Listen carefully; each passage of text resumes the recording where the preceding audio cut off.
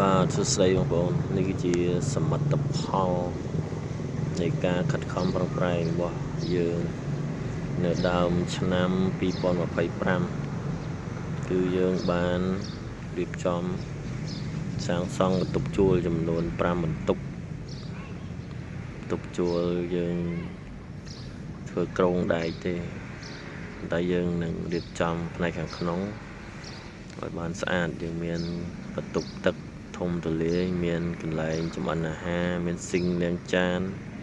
មានកន្លែងអាចដាក់ម៉ាស៊ីនបោកឬក៏ទូទឹកកកបានហើយផ្នែកខាងលើយើងមានឡាវទឿយើងគឺទំហំ2ម៉ែត្រកន្លះបងប្អូន2ម៉ែត្រកន្លះយើងអាចធំទូលាយសម្រាប់បងប្អូនយើងឡើងទៅគេងខាងលើសម្រាប់ខាងលើបានអញ្ចឹងបងប្អូនឬក៏គេងខាងក្រោមដាក់អីវ៉ាន់ខាងលើក៏បានដែរអញ្ចឹងបន្ទប់យើងមានទំហំធំសមរម្យសម្រាប់ក្នុងការបងប្អូនមកជួលរស់នៅយើងមានគ្រប់សពបែបយ៉ាងមានតាំងពីកន្លែងចម្អិនអាហារមានតាំងពីបន្ទប់ទឹកស្អាតធំទូលាយមានតាំងពីកន្លែង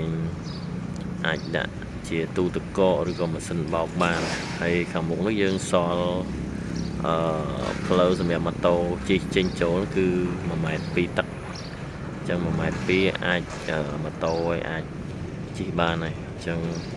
ដោយសារយើងមានដីតែ1 ឡូគឺយើងចែកបានបន្ទប់ប៉ុណ្ណឹងសម្រាប់ក្នុងការធ្វើបន្ទប់ចំនួន5បន្ទប់ចឹងនេះជាសមិទ្ធផលនៃការខិតខំប្រឹងប្រែងនៅដើមឆ្នាំ2025ហើយយើងក៏សប្បាយចិត្តដែលយើងអាចធ្វើវាបានយើងខិតខំប្រឹងប្រែងពីបាត់ដៃទទេការខិតខំប្រឹងប្រែងនេះនឹងធ្វើយើងចងចាំការខិតខំមានតែការខិតខំព្យាយាមគិតរិះរកវិធីដើម្បីឲ្យបានជាសមិទ្ធផលផ្សេងហើយសម្រាប់តាក់ទងជាមួយនឹងការចេញប្លង់ការអីគឺយើងចេញប្លង់ខ្លួនឯងរៀបចំខ្លួនឯងមកកាផ្លេតាំងពីប្លង់សំណង់ប្លង់បណ្ដាញទឹកភ្លើងអីផ្សេង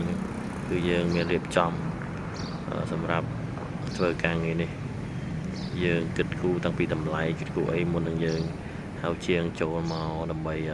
យកការងារនេះអរគុណបងប្អូនយើងមានតែប៉ុណ្្នឹងទេនេះគឺជាសមិទ្ធផលនៅឆ្នាំ2025ដើមឆ្នាំ2025អរគុណច្រើនបងប្អូនបាយបាយ